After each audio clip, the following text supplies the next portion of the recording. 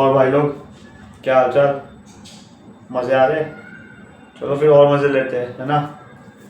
थोड़ा नया question try करते हैं। आ जाओ, वीडियो पॉज करके क्वेश्चन ट्राई कर लेना, ठीक है।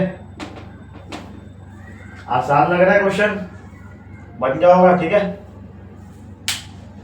कब से हम एक एक क्वेश्चन करे जा रहे थे, है ना। थोड़ा अनकन्वेंशनल क्वेश्चन लेते आ जाओ। अनकन्वेंशनल मतलब वो सब तो सबको आता है, ठीक है। पर ये क्वेश्चन आएगा तो बहुत कम लोग कर पाएंगे, है ना, क्योंकि इसमें कुछ नया लग रहा होगा। आ जाओ देखते हैं। Limit n tends to infinite 1 by under root n square plus 1 by under root n square plus 1 plus 1 by under root n square plus 2 dot dot dot up to 1 by under root n square plus 2n। मतलब ये change हो रहा है, ठीक है। या 1 है या 2 है या 3 4 5 अप टू 2n, ठीक है। और यहाँ पे 0, है ना। कैसे होगा ये? इसमें क्या लगाओगे तुम मेरे भाई, है ना। तुम देखना किसी से सॉल्व ही नहीं हो रहा होगा ये। या तो तुम बोलो कि इनफाइनाइट है, मैं रख देता हूँ, रख दो 1 बाय इनफाइनाइट।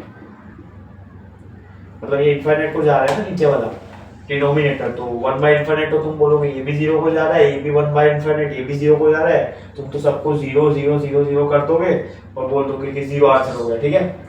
ये ऑप्शन मार के आ जा रहा, आंसर अपना आ गया, है ना। नहीं, गलत है। ऐसे थोड़ी कह सकते हो तुम। कुछ भी नहीं करना है भाई, ठीक है। आ जाओ। ऐसे क्वेश्चन में लगता है अपना सैंडविच थ्योरम, है ना। सैंडविच स्पेलिंग देख लेना, ठीक है। Sandwich theorem.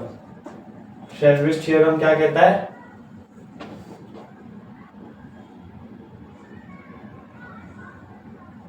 सैंडविच थ्योरम ये कहता है मेरे भाई, अगर एक फंक्शन है f ऑफ x, एक फंक्शन है g ऑफ x और एक फंक्शन है h ऑफ x, ठीक है।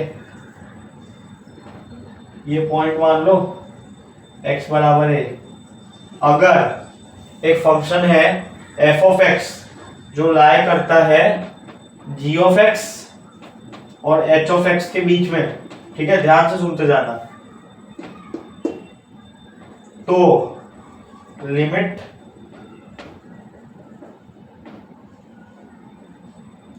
ठीक है, ये तो है ही। एंड साथ में एक दूसरी चीज और होती है कि limit x tends to a g of x equal to limit x tends to a h of x। अगर ये पहली कंडीशन और दूसरी कंडीशन सेटिस्फाई होती है तो हम ये दोनों से कह सकते हैं, या हम इसे इंप्लाई कर सकते हैं कि limit x tends to a, ठीक है, f ऑफ x, अगर ये लिमिट की वैल्यू l थी तो इसकी वैल्यू भी l होगी, ठीक है। मतलब इन दोनों के बराबर ही इसकी वैल्यू आएगी इस लिमिट की, ठीक है। अब ग्राफ से इसको हम ऐसे देखते थे कि f of x g of x, ठीक है। अब उल्टा हो गया थोड़ा, इसको g ऑफ x नॉट बोलो, ठीक है। ग्राफ में उल्टा होगा, लिखने में सही आ जाओ, फर्क नहीं पड़ रहा उससे, फिर भी तुम्हें फील आना चाहिए। g ऑफ x से बड़ा है या बराबर है, या h ऑफ x से छोटा है या बराबर है, ठीक है। Condition satisfied. तो और दूसरी कंडीशन क्या? Limit x tends to a h of x और limit x tends to a g of x दोनों सेम है, तो limit x tends to a f of x भी लिमिट इन दोनों के बराबर ही होगी, ठीक है। ये होता था सैंडविच थ्योरम। तो इसको अप्लाई करने के लिए तुम्हें पहले तो ये बाउंड्री कंडीशन लगानी, प्रूफ करनी पड़ेगी, लगानी पड़ेगी। फिर लिमिट देखनी पड़ेगी कि f of g of x और h ऑफ x बराबर आ रहे हैं, आ गया बराबर तो अपने काम हो जाएगा। अब ये हम कब यूज करते हैं? जब limit x tends to a हम डायरेक्टली फाइंड नहीं कर पा रहे हो, ठीक है, डायरेक्टली नहीं फाइंड कर रहे तो हम ये तरीका यूज कर लेंगे। आ जाओ, समझ आ गया होगा सैंडविच थ्योरम। अब तुम देखो, ये पूरी चीज को पहले तो मैं s बोल देता हूँ, ठीक है। s बोल दिया, सम। अब s तुम पहले देखो कितने टर्म्स है, ठीक है। यहाँ पे 0 से लेके जा रहा है मामला 2n तक, ठीक है। 0 1 2 3 अप टू 2n, तो कितने टर्म्स है? 2n प्लस 1 टर्म्स दिख रहे होंगे, है ना। 2n ये और एक टर्म ये 0, 2n प्लस 1 टर्म्स है। तो तुम ऐसा सोचो, इस कहानी में जैसे जैसे डिनोमिनेटर बढ़ता जा रहा है, ठीक है, डिनोमिनेटर बढ़ेगा तो ये पूरा टर्म जो है वो घटते जा रहे हैं ना। पहले मान लो 1/1 था, फिर 1/2 हुआ, फिर 1/3 हुआ। न्यूमरेटर तो बढ़ रहा है लेकिन ओवरऑल टर्म घटे जा रही है ना। उसी लॉजिक से इसमें न्यूमरेटर बढ़ते जा रहे हैं तो टर्म्स छोटी होती जा रही है। टर्म छोटी होती जा रही है, इसका मतलब सबसे बड़ी टर्म हो गई ये पहली वाली और सबसे छोटी टर्म हो गई ये। अब मेरा कहने का मतलब ये है कि जो एस सम है वो सबसे छोटी जो टर्म है, ठीक है, इसको मैं अगर total term number of terms के टाइम ले लूं उससे तो एस बड़ा ही होगा हमेशा। समझ आ रहा है? मैं ये कह रहा हूं कि तो सबसे छोटी टर्म है, क्योंकि सारी जो इसके बाद की टर्म्स है या इसके पहले की टर्म्स है वो इससे बड़ी ही है। तो अगर मैं इन सबको इससे रिप्लेस कर दूं तो ये आ जाएगा 2n+1 टाइम्स, ठीक है। मैंने रिप्लेस कर दिया ना, मैं इसकी जगह भी ये लिख दूं √n² + 2n, इसकी जगह भी ये लिख दूं, ठीक है। सबको रिप्लेस कर दिया तो मुझे पता है कि ये चीज इससे छोटी है, ये चीज इससे छोटी है, ये चीज सबसे छोटी है और खुद के बराबर ही है। तो मैं इसको ऐसा में करूंगा तो यही 2n+1 टाइम्स आ जाएगा।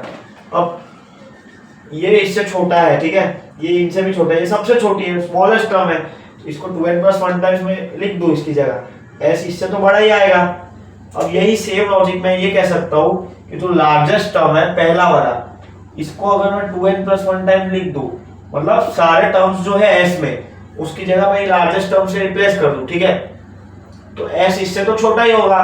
क्यों छोटा होगा? ये टर्म इससे बराबर है, लेकिन इसके आगे वाले जितने भी टर्म्स है ये टर्म उससे तो बड़ा ही है, ठीक है, सबसे बड़ा है ये इनसे और खुद के बराबर है। तो इसको मैंने सबको रिप्लेस कर दूं इसी से, तो ये 2n+1 टाइम्स आ जाएगा।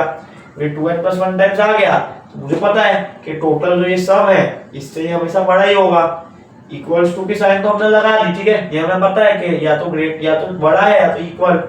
इक्वल तो ठीक है हम लगा देते हैं ना, आ जाओ। इक्वल में ऐसे आप सब टर्म बराबर हो गए तो इक्वल भी हो सकता है, पर ऐसा कुछ हो नहीं रहा है। मतलब ऐसा हो रहा होता तो या तो हम क्वेश्चन ही नहीं करते हैं ना, बस लगाते हैं, आ जाओ, ठीक है। इक्वल्स की टू लगाते हैं, उसका जवाब मिल जाएगा कभी ना कभी, आ जाओ। अब क्या करो, लिमिट ले लो। लिमिट ले सकते हैं क्या? नहीं ले सकते।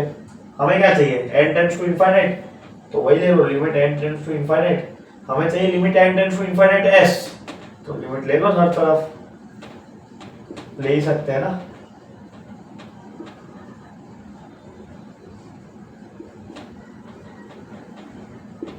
लिमिट सॉल्व करनी आती है इनफाइनाइट वाली अपने को, ठीक है।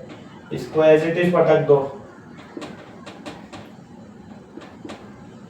ऊपर से n कॉमन ले लो, ऊपर नीचे से अंडर रूट मत भूलना, ठीक है। अंडर रूट में से n कॉमन लोगे तो n² कॉमन लोगे तो n बार आएगा, ठीक है। ऊपर से n कॉमन ले लो तो 2 + 1/n, नीचे बचेगा under root 1 + 2/n। Limit n tends to infinite है ही, ठीक है। हमें ब्लैक पेन से सॉल्व करना चाहिए ताकि कलर थोड़ा दिखे, ठीक है। कोई ना, आप कर लिया, आ जाओ आप कर लेते हैं। एस मत भूलना, ठीक है। ऊपर से 2 कहां से आ गया? n निकालो, n, ये तो n अंडर ए तो n ही लिखा है सिर्फ, है ना। 2 + 1/n, अब निपटाते जाओ, इससे ये निपटा, n इनफाइनाइट को जाएगा तो 1/n 0 को जाएगा, 2/n 0 को जाएगा, तो ये 2 बच गया सिर्फ। सेम लॉजिक यहाँ पे लगाओ, n से n निपटा, 2 as it is, n infinite को जाएगा, 1/n 0 को जाएगा, तो ये लिमिट की वैल्यू भी 2 आ गई, ये लिमिट की वैल्यू भी 2 आ गई, तो limit n tends to infinite s by sandwich theorem लगा लो। अगर तुम समझ गए हो सैंडविच थ्योरम को तो ये 2 से ये इन दोनों के बीच में लाया करती थी, पर x limit n tends to infinite पे ये भी 2 पे जा रहा है, ये भी 2 पे जा रहा है, तो इस लिमिट को भी 2 पे ही जाना पड़ेगा ना। समझ आ गया तो ठीक है, नहीं तो सैंडविच थ्योरम तो हमें बचपन से आता है, ठीक है। आंसर अपना आ चुका है, बी ऑप्शन। हमने क्या यूज किया इसमें? सैंडविच थ्योरम, है ना। कोई चीज दो चीजों के बीच में लाया करती है बाउंड्री में, ठीक है, तो अगर वो दो चीजें मिल रही है कहीं पे तो तीसरी चीज भी वहां पे होगी ही ना। समझ आ रहा है? मैं कह रहा हूँ कि मान लो दो लाइन है, ऐसा कोई कर्व है, ठीक है, ये लाइन इन दोनों कर्व के बीच में लाई करती है, तो अगर ये दोनों कर्व कभी मीट हो गए तो लाइन भी वहां पे मीट होगी ही ना, तो उसी से उस पॉइंट पे इन तीनों की वैल्यू सेम होगी। ये समझ आ गया तो ठीक है, नहीं समझ आया हो तो समझ लेना यार, है ना, बढ़िया से समझाया है। ये भी 2 आ गया था, ये भी 2 और 2 आ गया, ठीक है, आंसर आ चुका है अपना, है ना, क्या आया, बी ऑप्शन, ये अपना आंसर है, ठीक है, हो गया क्वेश्चन। कोई भी डाउट हो, समस्या हो, डीएम कर देना, ठीक है, मिलते हैं नए क्वेश्चंस के साथ, पढ़ते रहो।